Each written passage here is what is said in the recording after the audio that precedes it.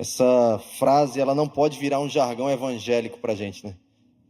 Eu sei que tem mais, Deus. Eu quero mais.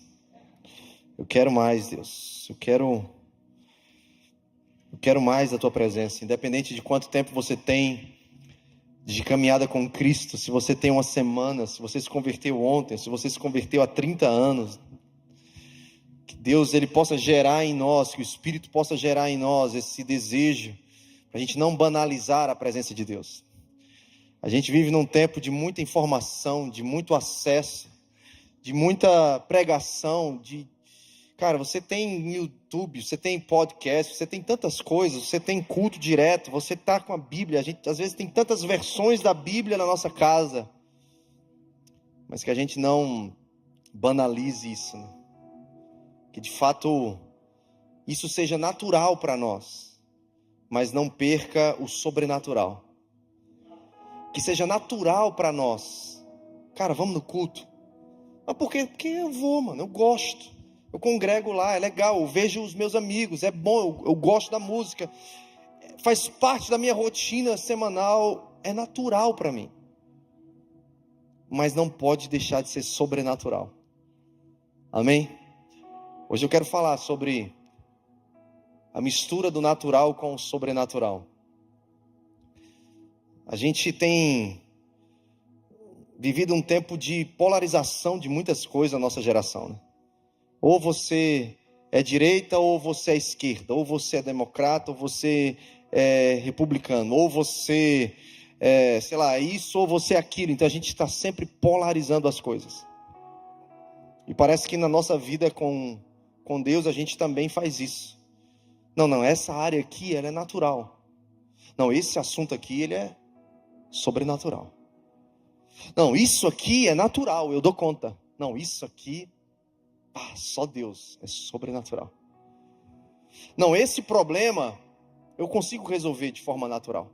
Não, isso aqui, só uma intervenção sobrenatural. Então parece que a gente está sempre polarizando as coisas, enquanto a Bíblia ela nos mostra em várias passagens. Hoje eu vou ler algumas com vocês, que Deus ele quer que a gente misture o que é natural para nós do que é sobrenatural. Amém? Eu não me apresentei, né? Eu sou o Davi. Eu tenho o privilégio de estar aqui com vocês no Hype pela primeira vez, né? Quem já vem no Hype faz tempo? Deixa eu ver, hein? Quem curte o culto do Hype aqui? Deixa eu ver. É isso aí. Para mim é a primeira vez, então que ela seja inesquecível, né?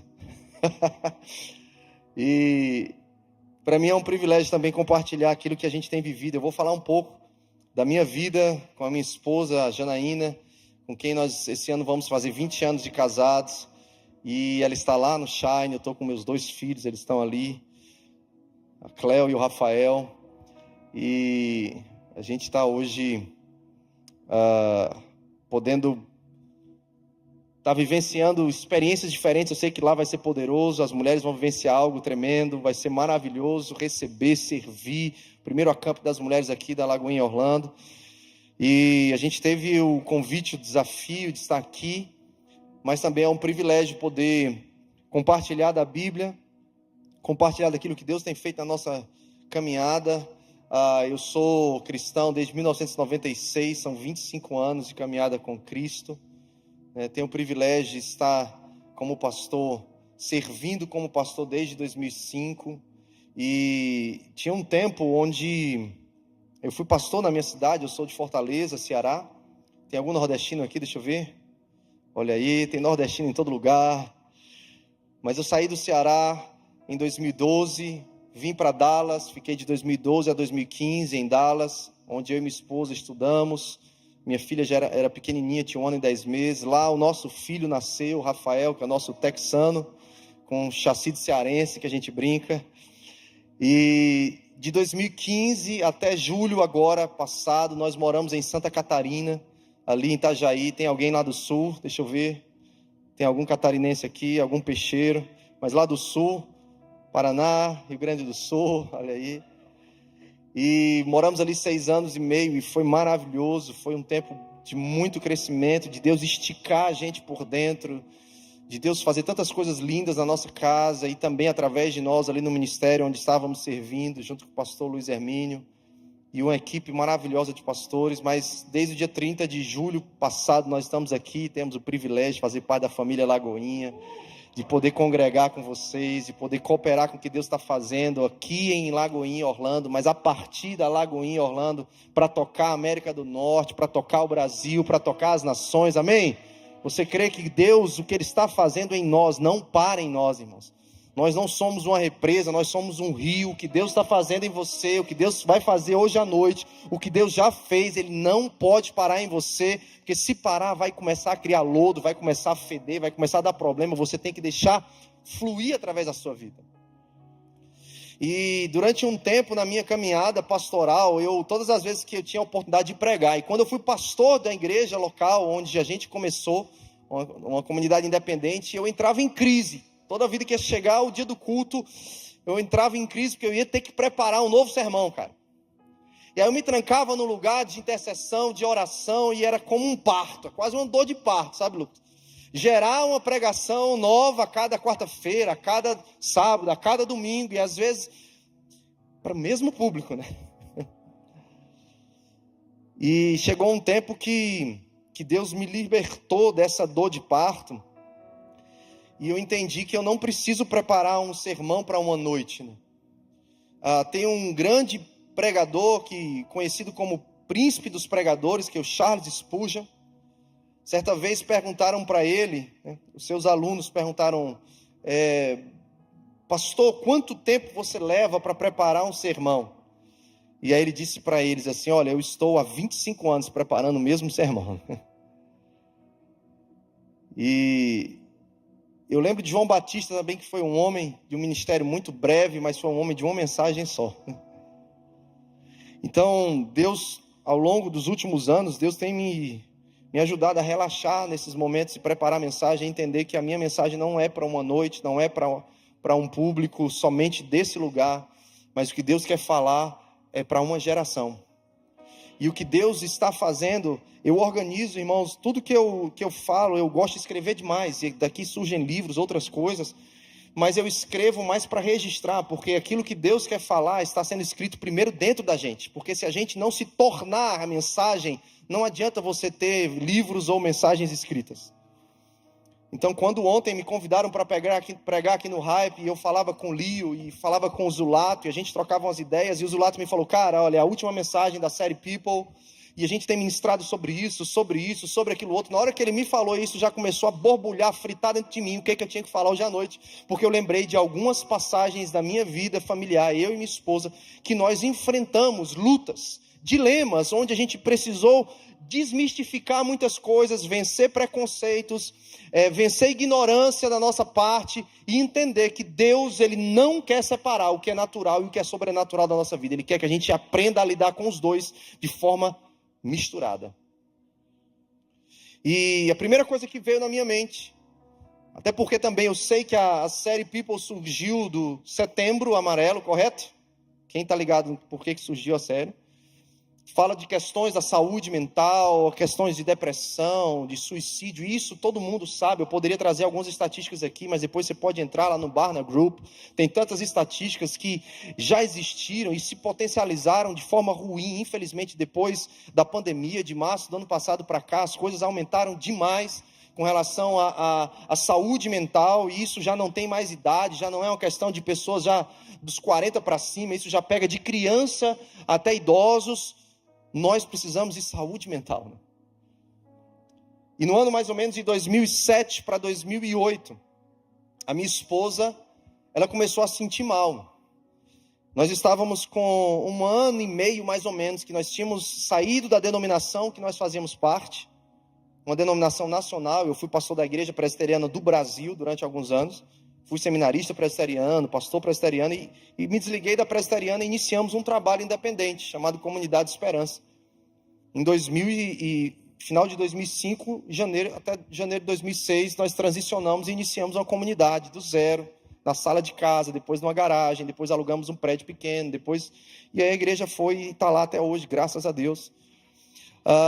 E a gente estava mais ou menos há 1 ano e meio nesse processo de plantação de igreja em Fortaleza, no sertão do Ceará, em outras cidades do Brasil, e Deus estava fluindo de uma forma sobrenatural. A gente estava subindo um monte para orar, a gente estava subindo um monte para buscar o batismo com o Espírito Santo, amém? Quem já subiu um monte para orar, para buscar o batismo com o Espírito Santo, o fogo do Espírito, a gente estava lendo o livro de Atos dos Apóstolos. E se você, irmãos, você deseja mais de Deus, se você deseja ser cheio do Espírito Santo, se você deseja buscar a manifestação dos dons do Espírito na sua vida, se você deseja viver de fato a vida que a igreja deve viver segundo o padrão bíblico, leia incansavelmente o livro de Atos dos Apóstolos.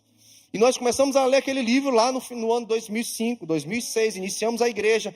Deus começou a nos visitar na nossa casa. Na época nós não tínhamos filho ainda, tínhamos um quartinho de oração, onde a gente tinha somente um sonzinho, um violão, um tapete, um puff, e ali a gente gastava as nossas madrugadas. A gente subia um monte para orar, e Deus começou, porque não é fórmula mágica ou milagre, ou porque Deus tem filhos prediletos. Se você começar a fazer isso, Deus vai começar a derramar. Tiago fala: chegai-vos a Deus, e Ele se chegará a vós outros. E Deus começou a se achegar a nós. Quanto mais nós nos achegávamos a Ele, Deus se achegava a nós. E Ele começou a derramar dons. Deus começou a nos usar de uma forma que a gente nunca tinha visto. A gente orava pelas pessoas, as pessoas eram batizadas com o Espírito Santo. A gente orava pelas pessoas, as pessoas vomitavam câncer. A gente orava por aleijados, eles jogavam as muletas. A gente orava pelas pessoas, a perna crescia. A gente orava pelas pessoas, e algo acontecia. Crianças sendo cheias do Espírito Santo era uma coisa de louco, irmãos. E naturalmente essas pessoas que eram curadas, as pessoas que se convertiam, eu lembro de algumas pessoas específicas num bairro bem perigoso lá de Fortaleza. A gente fazia um culto campal chamado Noite da Esperança, e as pessoas vinham, e era um bairro perigoso, e ali o homem que era líder da comunidade, ele se converteu, o Juarez. Depois um homem que foi assaltante de banco, que eles apareceu até no Fantástico na época, ele se converteu. Depois o cara que coordenava os jogos, os campeonatos de futebol, ele se converteu, e com eles trouxeram a família, com eles trouxeram as pessoas do bairro. O cara que era mais alcoólatra do bairro, o Bide, ele se converteu, já tinha tido 3 comas alcoólatras e ele se converteu. E aí isso foi chamando a atenção das pessoas, que chegou ao ponto que a gente teve que começar a alugar Kombi, alugar ônibus para levar esse povo todo para o domingo à noite para o culto. Nós estávamos nesse momento. E aí em Fortaleza fomos abrir uma cidade chamada Parambu, a 406 quilômetros de Fortaleza, no sertão do Ceará, quase divisa com Piauí. E lá Deus moveu, irmãos, de uma forma sobrenatural. Só que em meio a tudo isso que eu estou te contando, a minha esposa, ela começou a se sentir mal. E ela começou a ter alguns sintomas que a gente não sabia o que era. Ela começou a sentir desânimo. Ela começou a perder o brilho no olhar. Ela começou a ficar com falta de apetite. A minha esposa, isso já fazem 14 anos, 2007 para cá, né? Minha esposa é um leão, mano. Quando ela pega o violão, quando ela pega a palavra, ela é uma profeta. E eu de repente comecei a ver a minha esposa. A gente ia para os lugares, ela botava um óculos e ficava, sabe quando você quer se esconder das pessoas, você coloca um óculos escuro? Quem já fez isso? Levanta a mão, irmãos. Não foi só eu. Só falar. Porque o olho da gente é a janela da alma. A gente acha que escondendo o olho está escondendo a nossa alma, né? E eu comecei a observar e percebi que ela começou a ter insônia. E ela nessa época estava se formando. Ela é formada na Universidade de Música ali do estado do Ceará. Na Universidade do estado do Ceará. Bacharel em música, e ela começou a fazer alguns questionamentos. Puxa, mas não vejo mais tanto sentido assim na minha formação, não sei se eu vou usar isso mais no ministério. E ela começou, mas ela começou a sentir umas palpitações. Não, vamos no médico. Aí fomos no clínico geral, fomos no cardiologista, e fazíamos uma bateria de exames, um check-up, e nada. E os sintomas foram piorando. Ela começou a perder peso drasticamente e de forma rápida. E eu sei que as mulheres gostam de perder peso, né? Mas quando é por enfermidade, não é bom, irmãos. Pode ficar certo disso. E a minha esposa começou a emagrecer muito rápido. Ela começou a perder o prazer nas coisas normais do dia a dia. E isso, a gente tinha alguns amigos, e eles começavam a falar: puxa, mas talvez isso é retaliação, Porque a gente está abrindo igreja, a gente está avançando, a gente está ganhando pessoas para Jesus e tal. E a gente não descobriu o que ela tinha. E o tempo foi passando, e quando você fica algumas noites sem dormir, isso começa a mexer até com o teu cérebro, né? Com a tua memória, com o teu humor. E a minha esposa chegou uma época que ela ficou muitos dias sem dormir. E eu lembro de uma madrugada, onde ela batia a cabeça na parede, assim, onde encostava a cama, desesperada, tentando dormir, não conseguia dormir há várias noites. Até que a gente começou a ouvir sobre depressão. Algo que eu nunca tinha enfrentado, ela também nunca tinha tido conhecimento, nunca tinha lido nada sobre isso, nada. E quando nós começamos a perceber que poderia ser isso, começou a surgir logo preconceitos religiosos em nós, como cristãos e pastores de igreja, plantadores de igreja, líderes. E eu entrava no meu quartinho de oração e eu ficava com um conflito, um dilema gigante. Porque Deus me usava para pregar para as pessoas aceitavam Jesus, as pessoas eram curadas, batizadas no Espírito Santo, eu via milagres, mas dentro de casa eu não conseguia fazer nada para ver a minha esposa melhor. E eu falava, Deus, como assim? E ela, por outro lado, se sentia ruim, porque, puxa, mas eu sou esposa de pastor, nós estamos num processo de plantação de igreja, eu estou vendo meu marido assim, irmãos, assim, eu não consigo nem descrever para você o sentimento, como é terrível o sentimento de impotência, quando você não consegue ajudar o seu cônjuge. Antes de Isaías deixar o pátio intermediário, a palavra do Senhor veio a ele. Volte e diga a Ezequias, líder do meu povo, assim diz o Senhor, Deus de Davi, seu predecessor. Ouvi a sua oração e vi as suas lágrimas, eu o curarei, e daqui a 3 dias você subirá ao templo do Senhor. Acrescentarei 15 anos à sua vida, livrarei você e esta cidade das mãos do rei da Síria, defenderei essa cidade por causa de mim mesmo e do meu servo Davi. Então disse Isaías, preparem um emplastro de figos ou uma pasta de figos. Eles o fizeram e o aplicaram na úlcera e ele se recuperou. Eu lembro como se fosse hoje, nós estávamos recebendo uma visita de um casal de amigos lá em casa, de pastores, e eles nos deram essa palavra. E essa palavra começou a fazer sentido para nós de misturar cada vez mais o natural com o sobrenatural. Porque o rei Ezequias, ele tinha uma palavra, você precisa pôr em ordem a sua casa, porque você vai morrer. E ele começa a orar, e ele busca o Senhor. Enquanto Isaías está saindo, o Senhor, que usou a boca de Isaías para dizer que ele ia morrer, manda ele voltar. E diz, olha, volta lá, e diz que eu ouvi a oração dele, vi as lágrimas dele, e que eu vou dar para ele agora mais 15 anos de vida. Uau! Imagina o rei Ezequias recebendo essa palavra. Deus ouviu o meu clamor.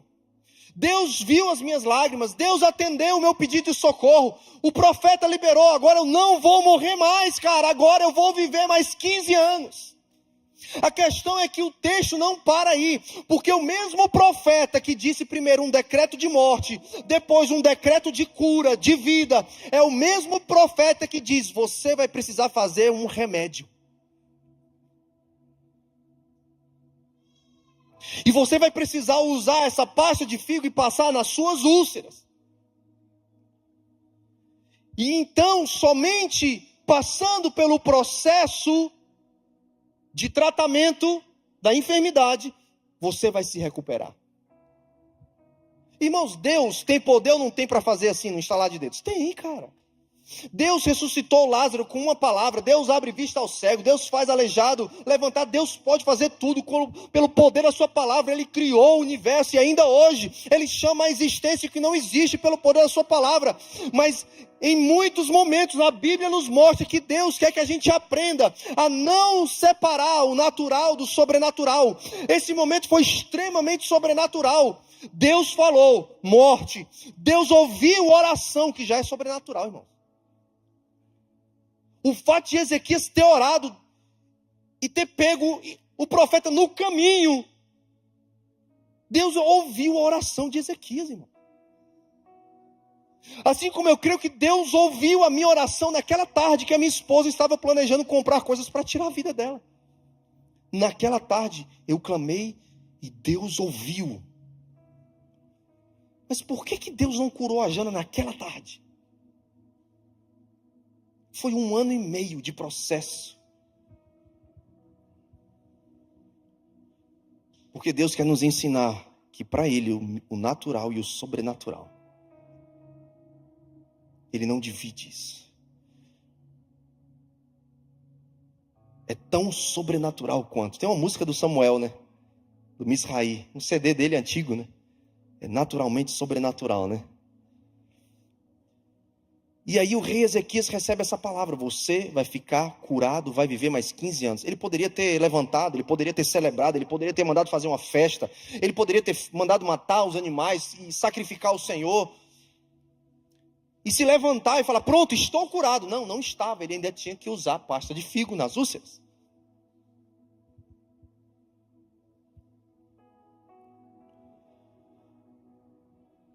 A gente, depois que venceu esses dilemas, puxa, depressão, será que é pecado? É demônio? Não, mas é uma doença.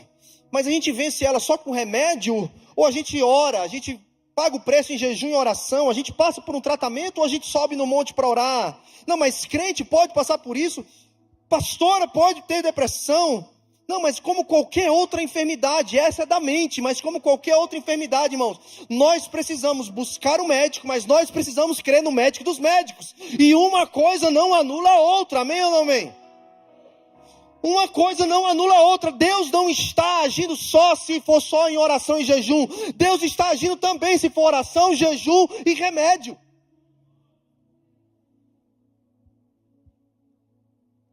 Ele é o Jeová Rafá.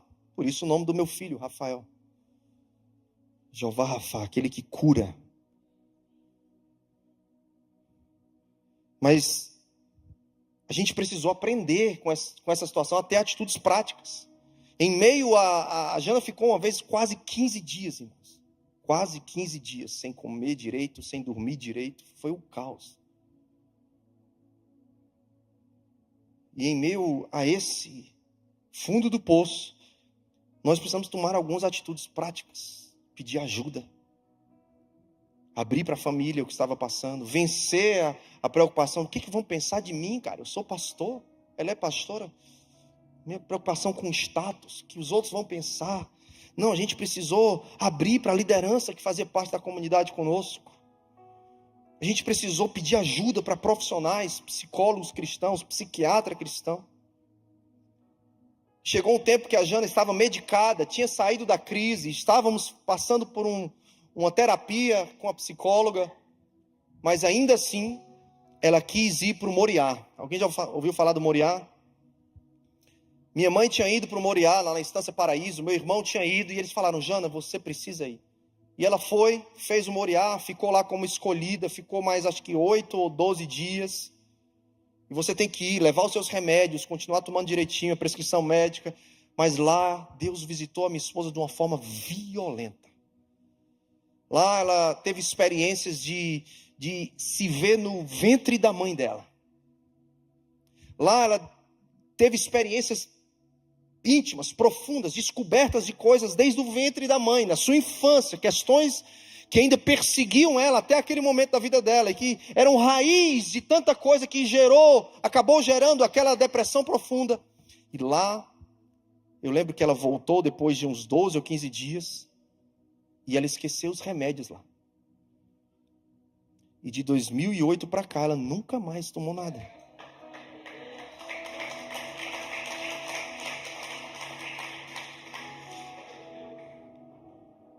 Mas foi preciso vencer dilemas, preconceitos, ignorância, pedir ajuda, crer no sobrenatural, pagar um preço de jejum e oração, levantar pessoas para nos cobrir em oração, ter amigos ao nosso redor.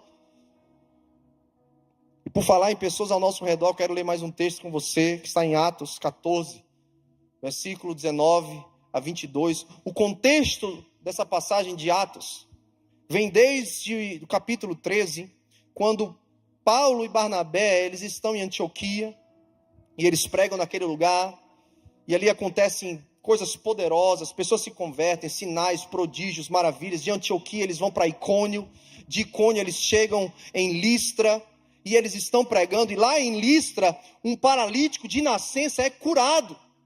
E as pessoas religiosas da época, desde Antioquia, que era uma cidade a 150 quilômetros de Listra, já estavam furiosas, porque Paulo e Barnabé, por onde eles passavam, eles colocavam o mundo literalmente upside down.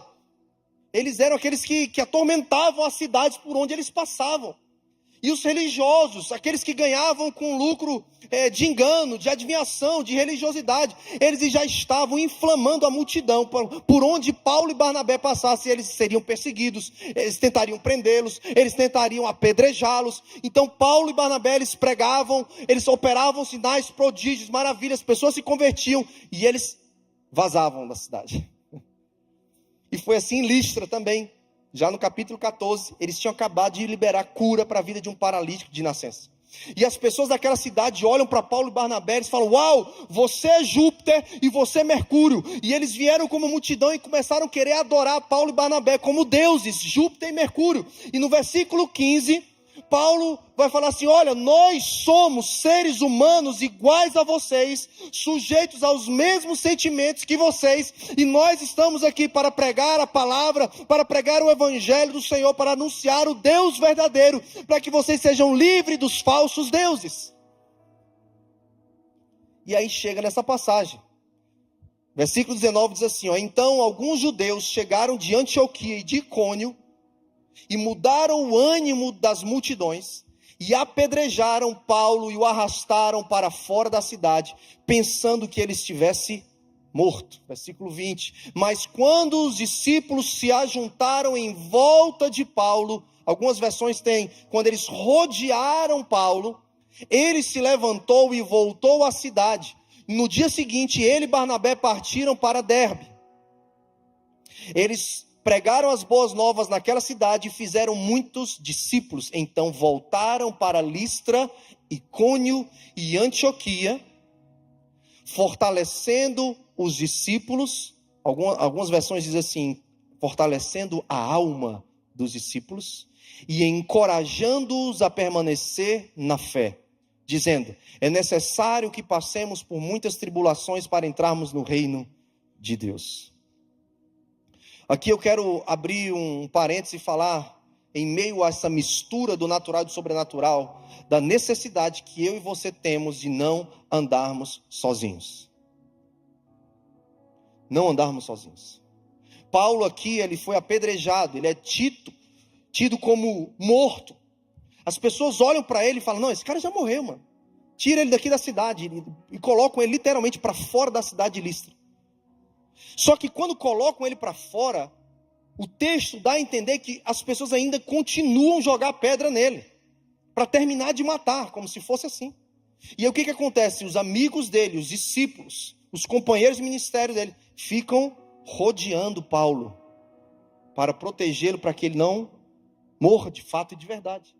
E aí eu fico pensando, os caras tomaram pedrada por Paulo, mano.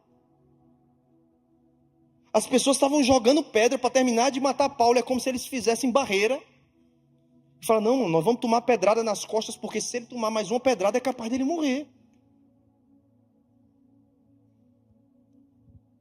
Isso aqui para mim é fenomenal, esse detalhe da Bíblia. Porque Paulo, presta atenção, irmão. Paulo é o apóstolo dos apóstolos. O cara que escreveu praticamente o Novo Testamento inteiro, o cara que foi ao terceiro céu, o cara que orava em línguas mais do que todos, o cara que discipulou as igrejas, o cara que hoje nos discipula ainda com seus ensinos, o cara que operava sinais, prodígios, maravilhas, o cara que tinha uma autoridade fenomenal. Mas agora era alguém que estava precisando de cobertura. Imagina se ele estivesse sozinho. Ele tinha morrido, mano. Se ele estivesse sozinho, ele poderia ser o cara que mais orasse em língua. Ele tinha morrido. Se ele não tivesse rodeado de pessoas, por mais que ele tivesse ido ao terceiro céu, ele tinha morrido. Não tem bom. Como não tem bom hoje em dia, irmãos. Se nós estivermos sozinhos, por isso que eu e Jana naquela época, nós nos cercamos dos familiares, nós procuramos os amigos mais chegados, nós procuramos pessoas e profissionais excelentes, nós nos rodeamos, porque do jeito que Jana estava, se não fizéssemos nada, talvez eu hoje não estava aqui para contar a história para vocês.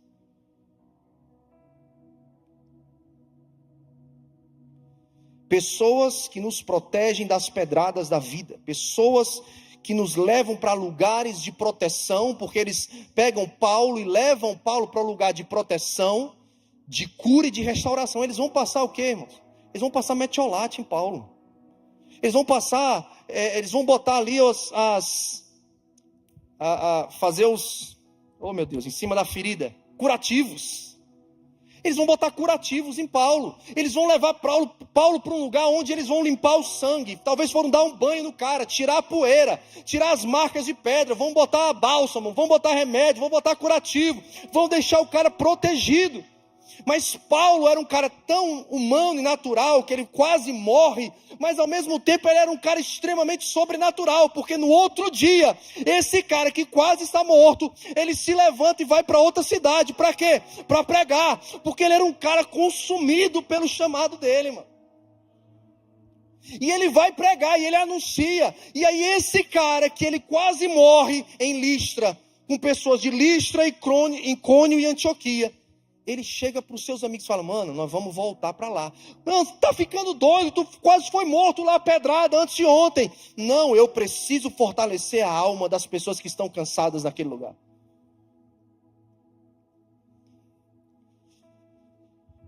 Eu não sei você, mas eu fico chocado com Paulo. Como esse cara, ele é humano, como ele é vulnerável, mas como ele é alguém que anda tão no poder do Espírito, consumido pelo seu chamado, como diz em Atos 20, 24, a minha ambição é completar a carreira, é viver o ministério que o Senhor confiou a mim, não é a minha vida que é preciosa para mim mesmo. Paulo, ele precisou de pessoas que o reerguesse e o colocasse no lugar de volta do seu propósito. Quantas pessoas você conhece que estão caídas no meio do caminho, que estão feridas, que estão tomando pedradas da vida, talvez por uma depressão, talvez não seja depressão o seu problema, eu estou falando da minha história com a minha esposa, talvez seja outra questão, mas você precisa pedir ajuda, cara. Você precisa orar, você precisa ter alguém orando por você, porque vai ter momentos na minha e na sua vida que a minha oração e a sua talvez não vai ser suficiente, a gente precisa de pessoas orando por nós. Livramentos que você vai ter, que você nem imagina que é porque tinha alguém orando por você. Se nós não nos rodearmos, e se a gente não encarar que a vida é feita do natural e do sobrenatural, nós precisamos de algo. Aqui na Lagoinha nós temos os GCs. Quem faz parte de GC aí? Deixa eu ver. Irmão, se você não faz, você precisa fazer parte do GC. No final, o Lucas Pino vai estar ali. Tem um standzinho ali, você vai poder dar o seu nome, você vai poder perguntar: cara, onde é que tem um GC mais perto da minha casa? Eu preciso frequentar um GC. Sabe por quê? O GC não é um ministério da igreja, cara. GC é ser igreja.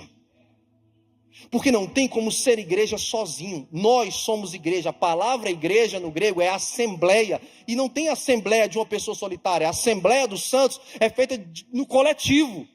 Aqui a gente é ativado, aqui a gente é confrontado, aqui a gente é encorajado, aqui a gente é despertado, mas no GC que a gente tem a oportunidade de praticar os mandamentos recíprocos, orar um pelo outro, visitar um ao outro, levar pedrada um pelo outro, levantar o outro, pegar aquele que está desviado do lugar de propósito, fala: mano, levanta e volta para o teu lugar de propósito, não fica lambendo as suas feridas, levanta e volta para Listra, volta para Antioquia, volta para Icônio, porque Deus te chamou para ser um pregador entre os gentios. Então não é tempo de você jogar a toalha, não é tempo de você chutar o balde. Nós precisamos de pessoas que falem o nosso coração, pessoas que cuidem da nossa alma, porque Paulo diz: eu voltei lá para fortalecer, encorajar a alma deles, mas para encorajá-los a permanecer firme na fé. Por que ele não falou só permanecer firme na fé? Porque não tem como separar o natural do sobrenatural. A gente precisa tocar na alma, mas a gente precisa também tocar no espírito. O GC é um lugar onde você vai ter pessoas que vão orar com você, por você. O GC é um lugar onde você vai ter um ambiente seguro. Você não pode abrir o seu coração para qualquer um, querido. Você não pode expor a sua vida, a sua intimidade, os seus dilemas, as suas feridas, onde você está tomando pedrada, onde você está vulnerável. Você não pode se expor dessa forma. Não, mas a minha vida é um livro aberto. Não, não pode ser um livro aberto, querido. Não, mas tem rede social, eu tenho que me expor. Não, você não faz isso, cara. Não tem necessidade. Não se expõe desse jeito. Procura pessoas certas. Pessoas que de fato vão encorajar a sua alma, vão te ajudar a permanecer firme na sua fé. Pessoas que sabem que vão estar dispostas a não a fugir quando você estiver tomando pedrada, mas elas vão estar dispostas a tomar pedrada por você. Quando você estiver apanhando da vida, fala: não, cara, a pedra vai pegar em mim agora, porque eu sei que se ele tomar mais uma, ele vai morrer. Você precisa cercar de pessoas assim. Com quem você está andando? Você está sabendo escolher com quem você está andando? Eclesiastes 4 diz, vai falar do 9 e 10, melhor é serem dois do que um, porque tem melhor paga do seu trabalho, porque se um cair, o outro levanta o seu companheiro, mas ai do que estiver só, pois caindo não haverá outro que o levante. Eclesiastes 4, versículo 9 e 10. Deixa eu ler aqui, estatística para você do Barna Group, né, que eu gosto muito de estatística. 49% das pessoas entre 18 e 35 anos expressam ansiedade diante de momentos de decisão e sentem medo de falhar. 49% da população entre 18 e 35 anos. Mais de 3 em cada 10 pessoas se dizem sentir extremamente tristes ou depressivas. Isso dá mais ou menos 39% da população entre 18 e 35 anos de idade. Ou se sentem solitários e isolados, 34% desse mesmo público. 1 em cada 3 pessoas de 18 a 35 anos se sentem profundamente cuidadas por aqueles ao seu redor, 33%. Não se sentem, perdão. Ou tem alguém que acredite nelas, são 32%. Ou seja, entre 49%, 34%, 33%, são pessoas que hoje estão no meio da multidão, mas elas estão sentindo tristeza, ansiedade, depressão, solidão, se sentindo isoladas, sentindo que ninguém que está ao redor dela se importa com ela, cuida dela, ou até acredita nela.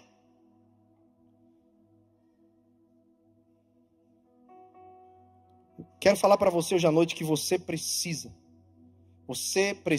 crer no sobrenatural de Deus, você precisa buscar ouvir a voz dos profetas, você precisa buscar a oração, você precisa orar, você precisa buscar o poder de Deus, você precisa ter pessoas que vão orar por você, que vão pagar o preço pela sua vida, mas também você precisa se cercar de pessoas, de companheiros de oração, irmãos. Eu sempre falo isso.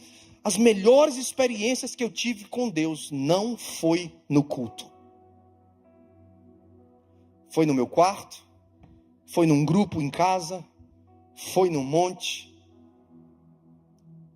Nós precisamos ter pessoas que vão estar conosco, companheiros de oração. Você tem companheiros de oração? Você tem pessoas que caminham com você nesse nível?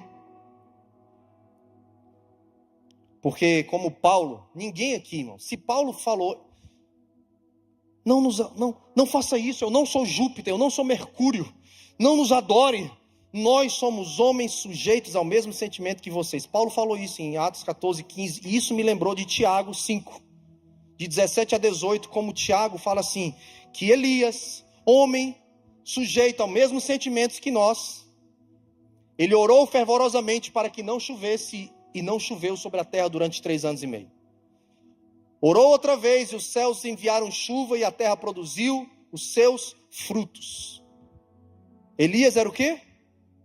Homem sujeito aos mesmos sentimentos que nós. Mesma expressão que Paulo usa em Atos 14:15.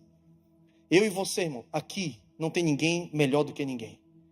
Não tem ninguém mais espiritual do que ninguém. Não tem filho ou filha predileta. Todos nós estamos na terra, o sol nasce sobre justos e injustos, a chuva cai sobre justos e injustos. Nós estamos sujeitos aos mesmos sentimentos. A questão é que os sentimentos ruins, eles não podem nos roubar do lugar da oração, e também eles não podem nos levar para o lugar do isolamento. Porque Elias, mesmo sendo homem sujeito aos mesmos sentimentos que nós, orou com instância e não choveu. Isso para mim fala que o poder da eficácia da oração não está em quem ora, está em quem ouve a oração e responde. Então a minha palavra para você, para a gente encerrar, é: não jogue a toalha. Não encare esses desafios que você tem naturais como meramente naturais. Você precisa crer no poder da oração. Mas também não queira ser espiritual, né? Porque tem gente que é tão espiritual que você vai falar com ele, ele muda até de voz, né? Como é que tá, irmã? Ele falou: estou bem em nome de Jesus. Aí você vai orar, o cara tá aqui falando: não, mano, não sei o que, vamos dar a mão para orar, Gustavo. Aí o cara fala: Deus de Sadraque, Mesaque, Abednego. Não, cara, isso é besteira, mano. Isso é bobice. Mais do que se importar com o que as pessoas vão pensar da gente, nós precisamos viver de forma saudável na presença do Senhor. Pedir ajuda quando necessário. Crer no poder da oração. Crer no poder das pessoas que estão ao nosso redor, que elas também vão orar por nós. E para encerrar, o último versículo, 2 Coríntios capítulo 1, versículo 3 e 4, eu vou parafrasear. Diz que o Deus de toda consolação, tá ali, eu vou ler. Bendito seja o Deus e Pai de nosso Senhor Jesus Cristo, Pai das misericórdias e Deus de toda consolação, que nos consola em todas as nossas tribulações. Versículo 4. Para que com a consolação que recebemos de Deus, possamos consolar os que estão passando por tribulações. Deixa eu falar para você algo. 14 anos se passaram, quase 15. Hoje a minha esposa, para a glória de Deus, desde então, ela nunca teve nenhum sintoma, nunca tomou mais nada. E Deus começou a usá-la de uma forma poderosa, violenta no meio de mulheres. Há um exército de pessoas que a gente acha que estão bem, que a gente fala está tudo bem, ela fala está tudo bem, dá tapinha nas costas, mas as pessoas estão quebradas, estão feridas, estão com algum tipo de problema, estão dentro da igreja, e tem que estar mesmo. Mas hoje, aquilo que era ferida na vida da minha esposa, Deus curou por meio de oração, de jejum, psicologia e psiquiatria. E manifestação sobrenatural de Deus. Mas Deus curou. A ferida fechou, virou cicatriz. E a cicatriz hoje é testemunho. Aquilo que era fraqueza, hoje virou a maior força no ministério da minha esposa. É o testemunho dela. Aquilo que hoje pode ser a sua fraqueza, ou amanhã virá a ser a sua fraqueza, não é para te matar. Se você não jogar a toalha, se você pedir ajuda, e se você entender que Deus pode solucionar usando o natural e o sobrenatural, a sua maior fraqueza pode se transformar na sua maior força. Vamos orar? Eu não sei quantos estão aqui nessa noite, talvez estão passando por alguma luta. Pode ser na sua mente, pode ser talvez alguma outra área sua que você tenta vencer. Pode ser um pecado de estimação que você já tentou várias estratégias e não conseguiu superar. Talvez é uma área sua que você não tem coragem de confessar para ninguém e pedir ajuda. Porque você acha que se essa área da sua vida já joga pedra em você, se você abrir para alguém, você vai ser mais apedrejado ainda. Eu não sei, cara. Eu só sei que o Deus que interviu na minha casa, que me permitiu estar aqui hoje, quase 15 anos depois, falando o meu testemunho da minha esposa para você, é o Deus que quer tocar na nossa vida hoje à noite. É o Deus que quer nos ajudar a permanecermos de pé. É o Deus que era o Deus de Paulo, era o Deus que ouviu o clamor de Ezequias, é o Deus que usou o profeta Isaías, que ouviu o clamor de Elias, e é o Deus que está aqui hoje à noite. E se você está aqui hoje à noite, não é fruto do acaso, é porque Deus queria falar ao seu coração. Agora talvez você precisa dar um passo de fé. E Hebreus 11 diz que aquele que crê que Deus existe e se aproxima dele, Deus se torna galardoador, ou seja, recompensador. E eu quero fazer agora um convite para você. Eu sei que aqui na Lagoinha a gente não faz muito isso, mas o Zulato me autorizou, eu vou fazer. Você que deseja dar um passo de fé nessa noite, você que deseja falar: Deus, eu estou aqui, talvez como o rei Ezequias, talvez apedrejado, frágil, ferido como Paulo, eu estou aqui, mas eu venho aqui no altar do Senhor e eu digo: essa semana, Pai, talvez hoje ainda, Senhor, eu vou pedir ajuda para alguém. Hoje ainda o Senhor vai usar alguém na minha vida. Hoje eu vou clamar e o Senhor vai ouvir o meu clamor como o Senhor ouviu de Ezequias. Hoje o Senhor vai usar alguém, Senhor. Essa semana o Senhor vai usar alguém para me levar para um lugar de proteção. Eu não vou me sentir mais sozinho nessa área. Hoje, Deus, eu clamo para que o Senhor coloque amizades que valem a pena na minha vida, que vão me levar para o meu lugar do meu propósito. Não sei se você está aqui, alguns que podem estar com depressão, tristeza, pensamentos de morte. Ah, pastor, eu vou orar no meu canto aqui mesmo, cara. Deixa eu quieto aqui, mano.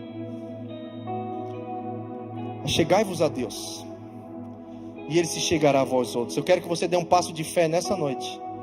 Você vem aqui na frente, nós queremos orar por você.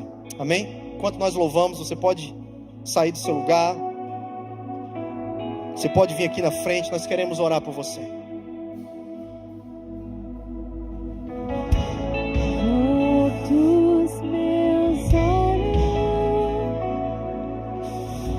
Sim, Senhor.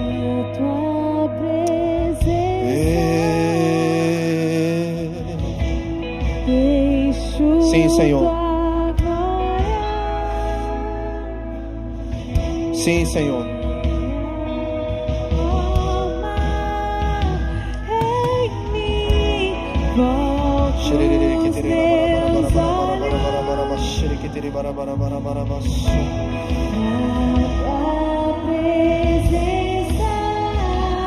Sim, Senhor.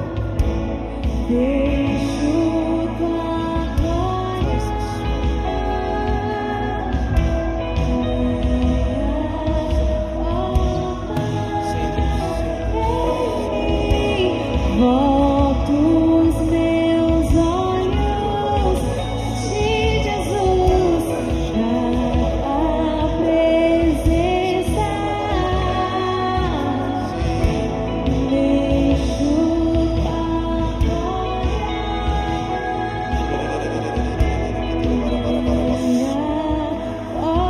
Sim. Sim, Senhor. O Deus de Ezequias está aqui nessa noite.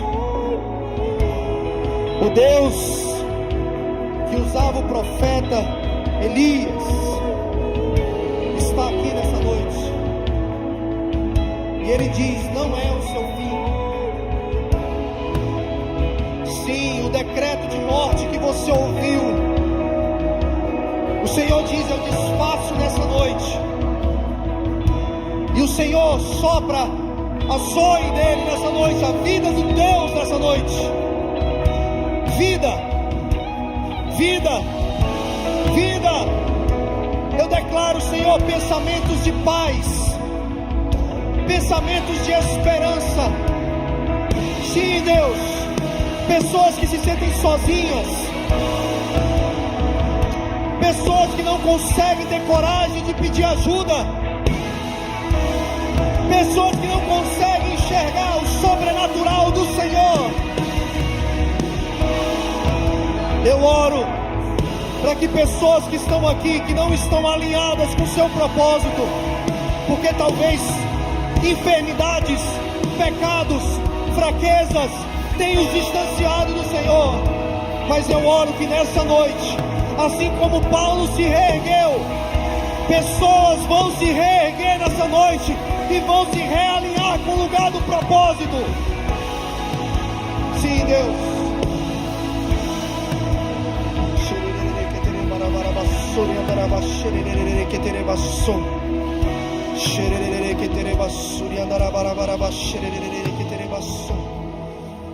Sim, Senhor.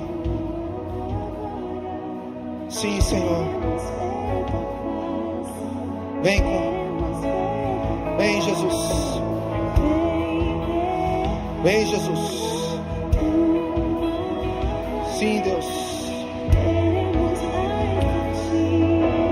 Queremos mais de Ti. Sim, Senhor. Sim, Senhor. Queremos ver Tua face. Sim. Chore que tere barabarabassura, barabarabarabarabassura, que tere bassura. Chora catarra barabarabarabarabassura, barabarabarabarabassura.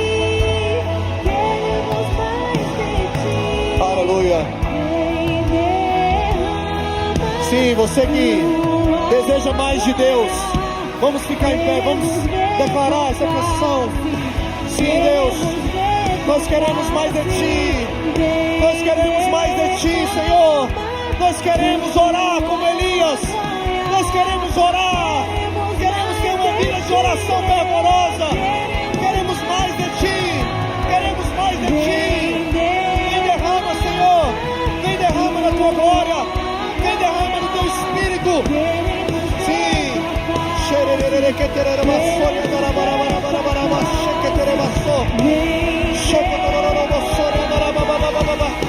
Sim, Deus. Sim, Deus. Toque-os. Toque-os. Toque-os.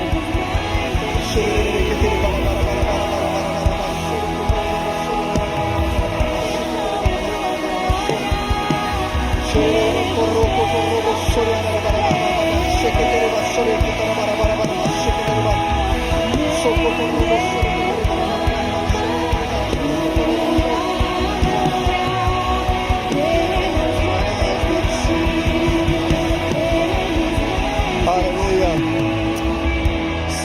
Obrigado, Jesus, pela Tua palavra.